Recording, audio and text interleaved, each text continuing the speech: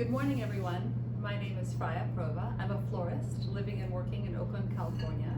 The name of my business is Brother and Sisters Flower Shop.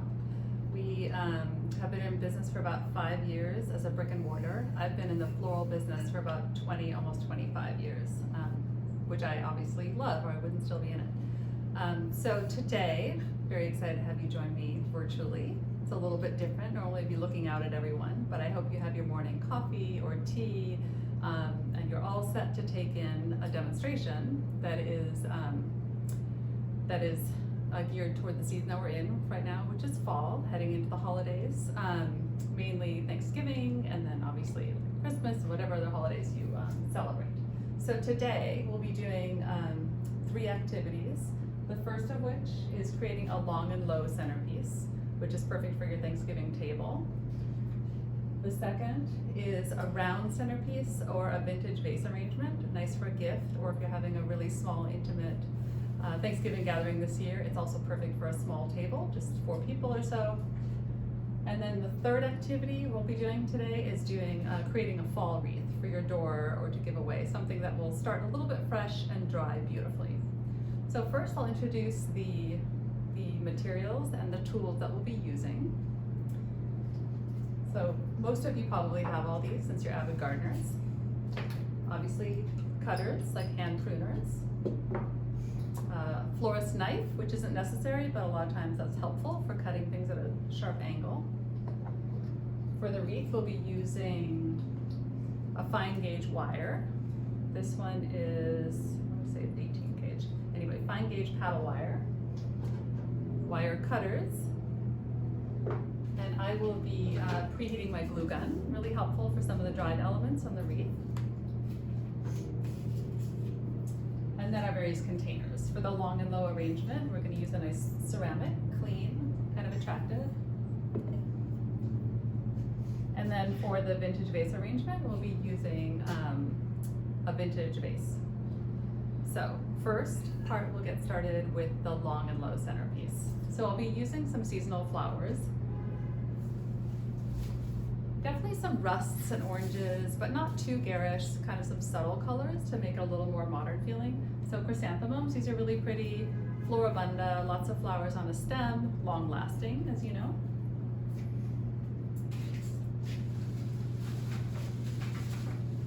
We'll also be using these really pretty roses that are kind of a coral color.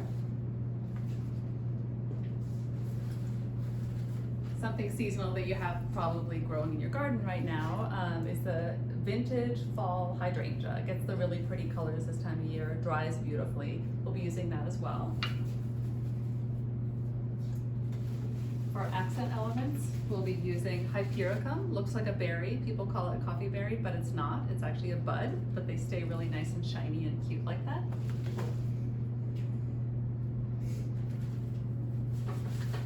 We'll be using a few filler flowers, such as wax flower, just kind of add a little touch of fun.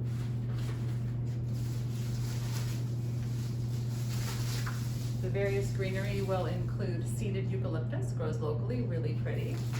Of course, to give it the seasonal look, we'll also be adding some colorful natural oak leaves. Another type of eucalyptus is the spiral eucalyptus. And then something I actually brought from my garden this morning is olive, which we'll be definitely using in the wreath and also the other arrangements.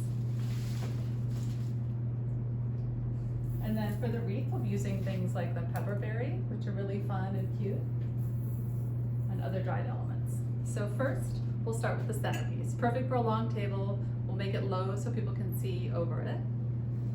I'm going to use this clean, simple ceramic, white ceramic vase container.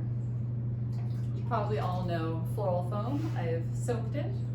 It's ready to go. Place that in there. Fill it almost all the way up with water so that everything has a good access to drinking water.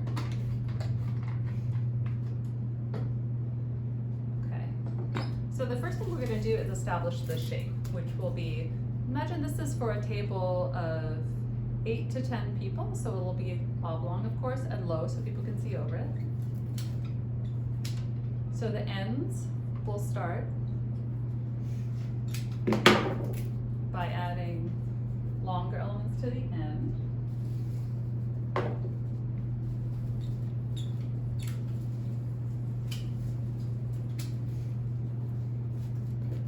So right away, we're getting that length. You know what, I'm gonna make this one really long, so it's 10 to 12 person table probably. It's kind of fun. If you've got 10 to 12 people in your pod, that'll be nice. So keeping it even, but not perfectly symmetrical. It doesn't need to be perfectly symmetrical. This olive is so nice and fresh. I just brought it from my garden today. Some of you probably also have olive at home. So kind of loose and drapey.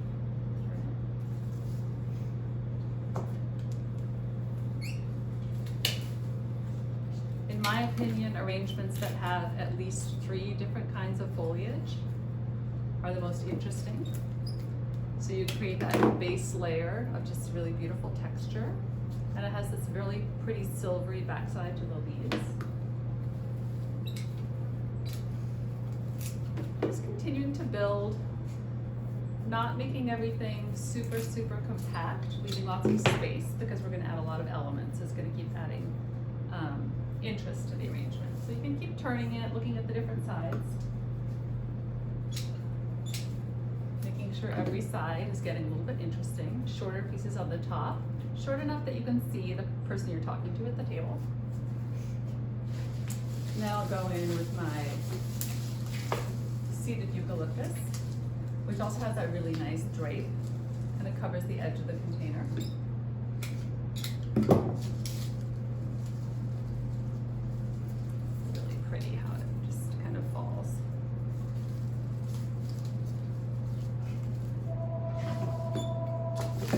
Working with a floral foam, try to have as much of the stem as possible, going as deep as possible into the container.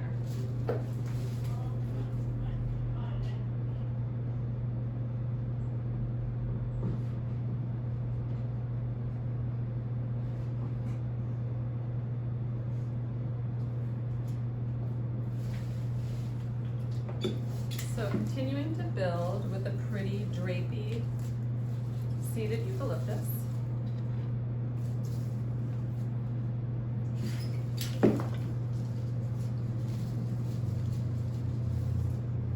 If you have a leaf that's not so beautiful, just snip it off. Okay, so I've got 2 types of greenery. It's already looking kind of interesting. I'm going to add in a few of the fall leaves, just a little pop of color, just so it feels really seasonal and pretty.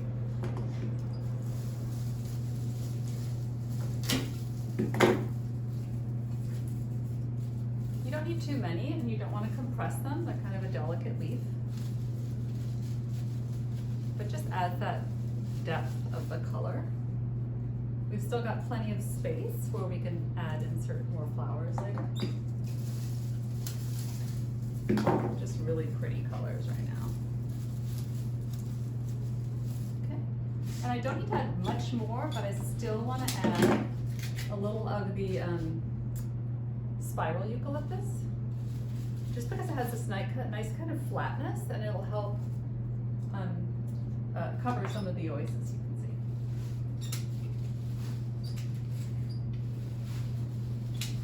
So the tips are really pretty, and I'm going to strip off the bottom so you have a nice clean stem. You always want to take off the foliage that's at the bottom of your stems. You also notice that if you work with eucalyptus, it gets very sticky. There's a lot of sap in there. Just see, add just like one more element of texture. Makes it more beautiful. A ton more.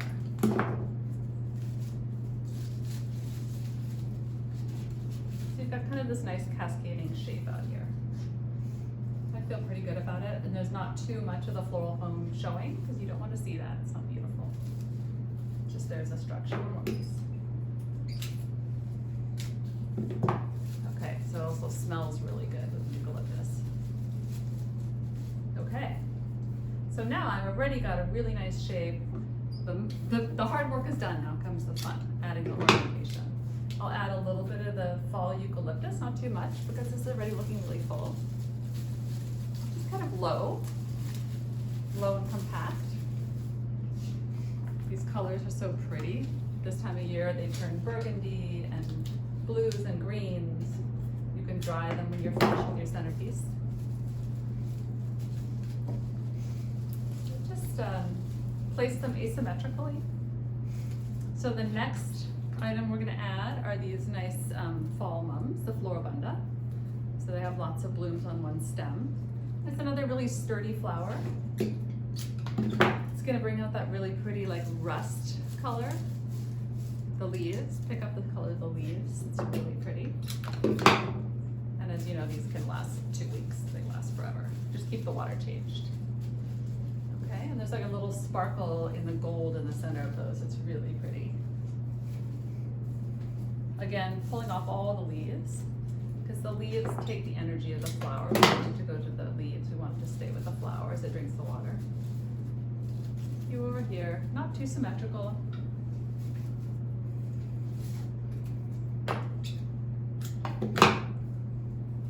So I added 5 stems of the mums, and they have really pretty different stages. The small buds and the open flowers gives it a really nice variance. You have a little empty stem, snip that off. Okay, I think we're almost done with the mums now. So you see there's still plenty of space, but we've got a nice framework. Add some color. Okay, what's next? So next I'm going to add what's basically like a focal flower. So these are these beautiful coral roses, millions of petals. They're going to open really pretty, kind of luminous on the inside. Taking off the petal or the leaves. I'll put one kind of nestled into the hydrangea there. Kind of a pretty support. I like my roses a little bit clustered together, but at different heights. See, those two are clustered.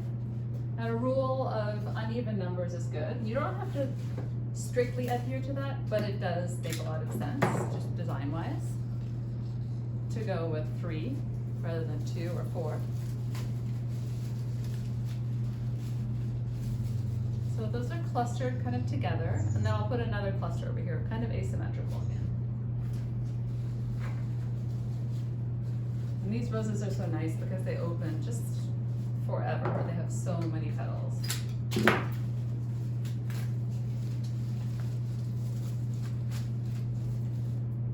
And I like that the coral isn't just orange. It makes it a little bit more modern for your Thanksgiving than just orange and yellow. But still cheerful fall color.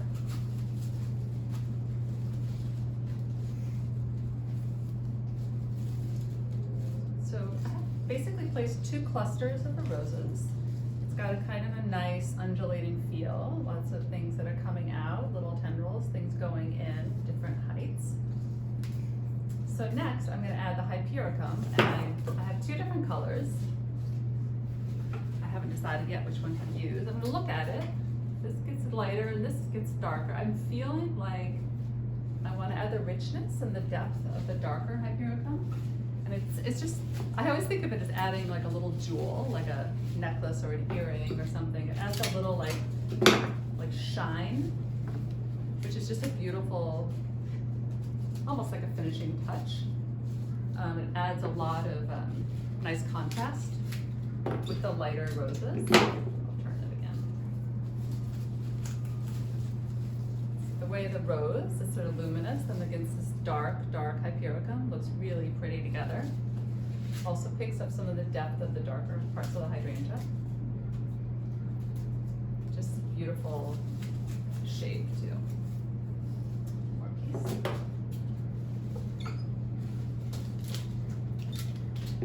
This is the fun part where we're adding just the little embellishments at the end. think what really makes a flower arrangement interesting is just the little final touches, something unexpected. So even if all your elements are something you've seen before, combining something unexpected at the end makes it more beautiful.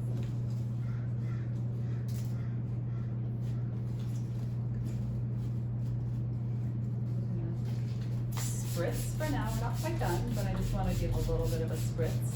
Makes the roses especially happy. So I'm going to add 2 more elements that I think are just going to add that little unexpected beauty. One is the Scabiosa, such a rich color, and it's really going to pick up. It's got a very kind of a delicate stem. Cutting it like this. Sometimes when you get these, they come with a little straw on the end. Gives it a little additional strength. It's such a delicate stem, but a strong flower. I'm going to add this because it picks up the Hypericum so nicely. Just so rich.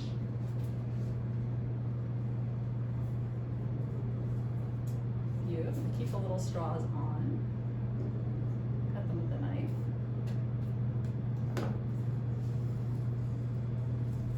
The Scabiosa grows locally, and it's just such a beautiful thing.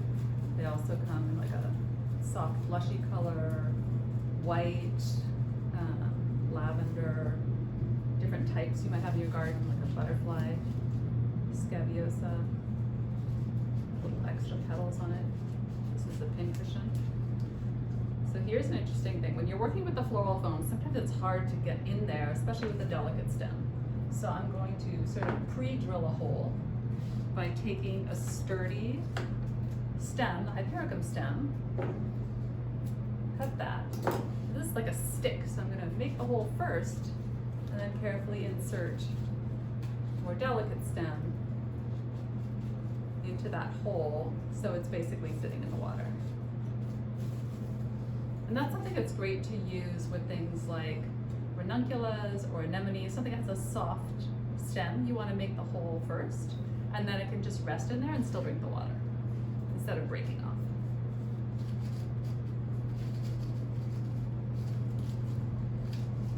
So I love these. Okay. A little spritz. Kind of looking around to make sure things are going in and out. So your eye has a place to travel, like a sculpture. You don't want it to be flat. And I want to add one more unexpected thing, which is going to be, and what's going to be?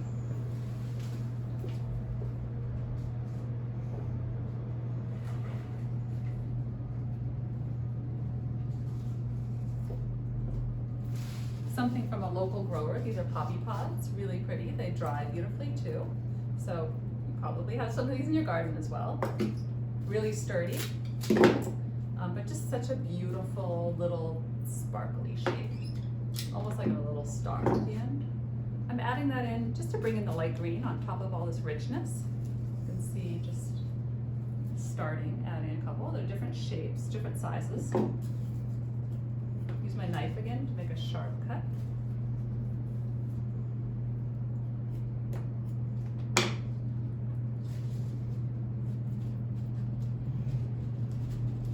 And I'm not going to go ding, ding, ding, ding, ding evenly. I'm going to, again, cluster a little bit and have them kind of pop out a little bit higher than the other things. So two clustered together, that's pretty.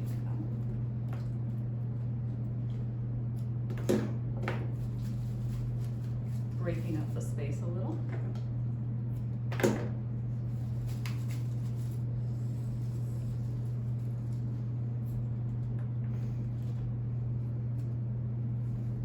Just so whimsical, I think is what you'd say. Just fun, like a cute little cartoon. And you might have some of these things in your garden now because it's fall and things are going to seed. It's a perfect time to find fun, beautiful textures outside. So now I'm going to go in and say, is there anything else that's sort of missing, any unresolved areas, because we're almost done. Add a little bit more of the hypericum here. The other reason we take off the leaves is sometimes the leaves will age faster than the flower or the pod, and it's nice to have them gone, not making things look old.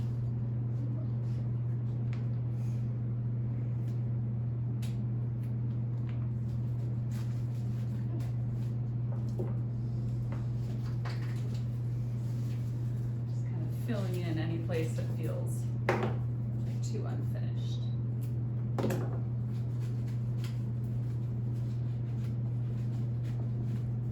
And now things are getting tight. You can see we're wrapping up the arrangement.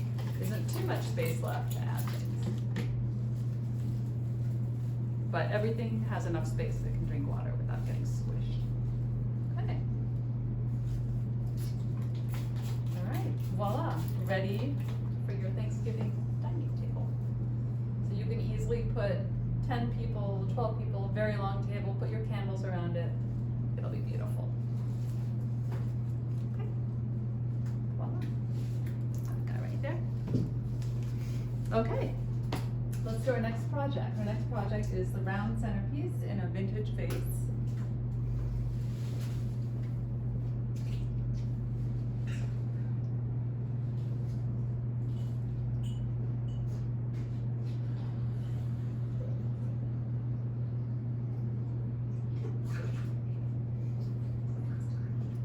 So this is something that might make a beautiful gift. I love using vases that are either vintage inspired or actually found objects. If you have an old silver teapot you want to get rid of and it could have another life, make a beautiful arrangement in it, or give it to a friend when you go over their house for dinner in the backyard.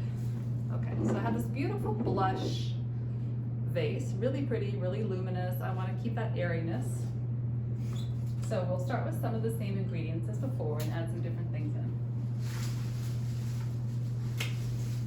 I feel like with the color of this vase, something really airy. Seeded eucalyptus, I'm going to take off a few more of the leaves, keep it really open so we can see lots of the berries, lots of the seeds. Keep it really loose and pretty.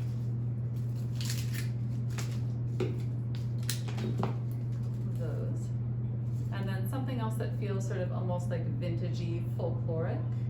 I have this myrtle. It's actually organically grown by farmers in Sonoma. It's got these really pretty berries on it right now, the blueberries. I feel like it feels very old world. So I'm gonna trim it so that it isolates some of the berries. We see those. It's okay if there's a stump there, we're gonna cover that. And the myrtle smells really fresh, like lemons almost. You may have this in your garden as well. Makes a nice hedge.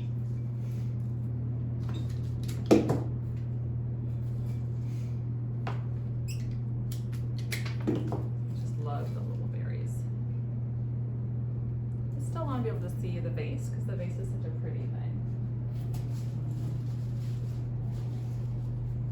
Something that also feels really vintage, some heliobores. They're not in season right now.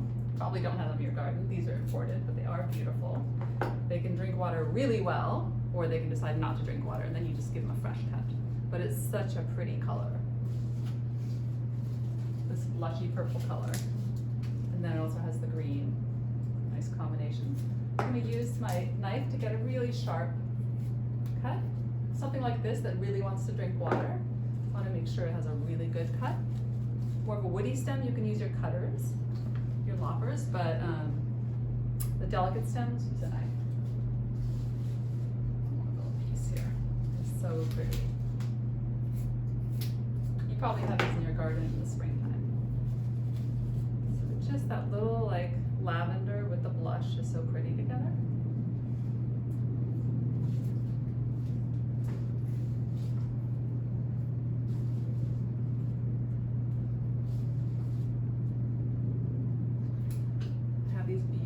Ranunculus. You know ranunculus from the spring here. Now they're imported from, most likely from Israel.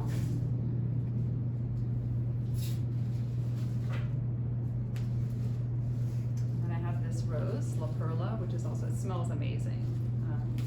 Hopefully you'll get to smell it at some point. we're gonna raffle these on, so you may have the arrangement.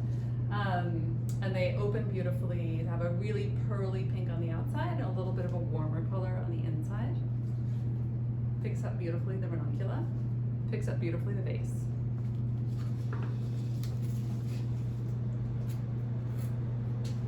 I'm being really careful about, I'm taking off a couple of these cover petals that keep the flower protected, but we don't need them right now. Being really aware of not using up too much space, it's a narrower vase. Being really economical with the amount of space, the amount of stems that we're putting in.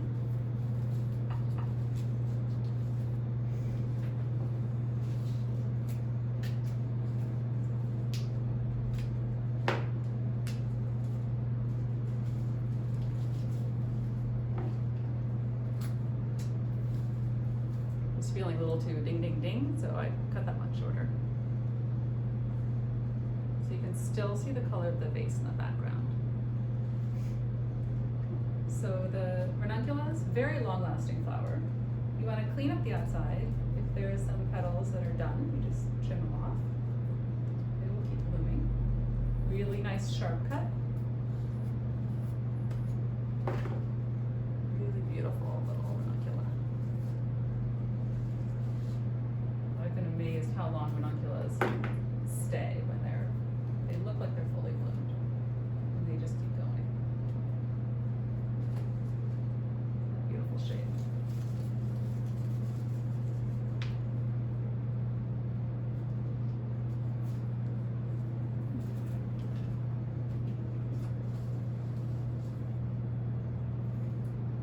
That's beautiful.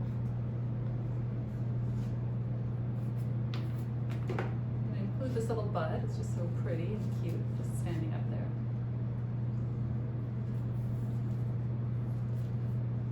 So lots of interest, lots of different heights and levels. I'm gonna add a few more of these little ranuncula buds because they're so charming. Just the babies. That interest. Almost nearing being done. I want to keep it really, really airy. But I also want to add now two things actually. Lysianthus, really pretty blush lysianthus. It's local. I'm sure it's coming from a greenhouse, but it is locally grown. Really beautiful blush color. That's really pretty with the ranunculus. The delicate but a strong flower.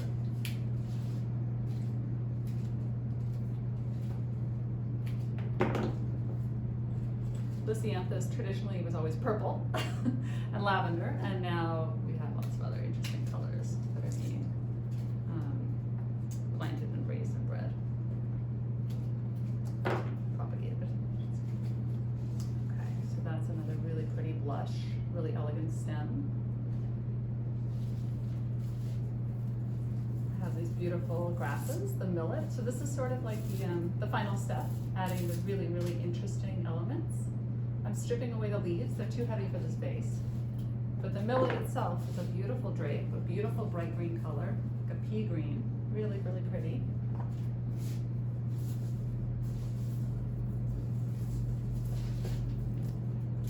Take off these leaves.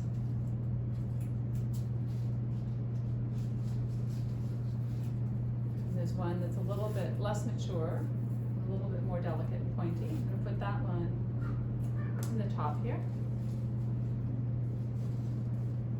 And another juvenile millet.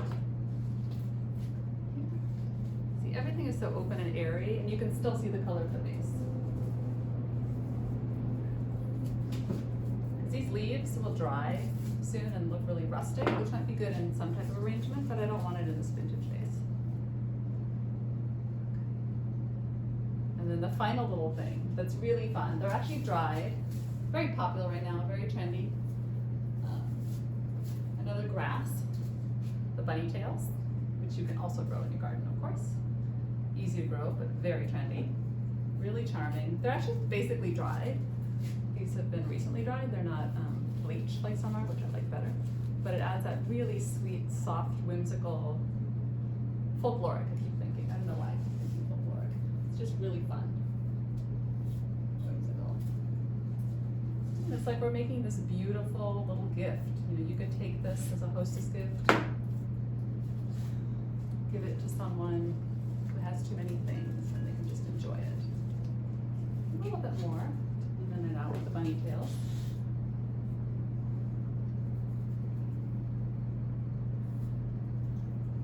And this will also be a really long-lasting arrangement. Just keep the water changed out, even though it looks delicate, everything's really long-lasting.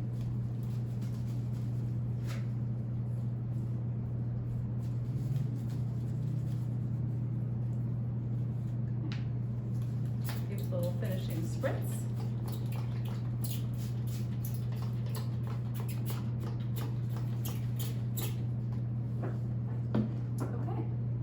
Second arrangement is finished. It's really beautiful. Really soft colors, very loose and open. Beautiful gift for someone. Okay. And we'll be right back.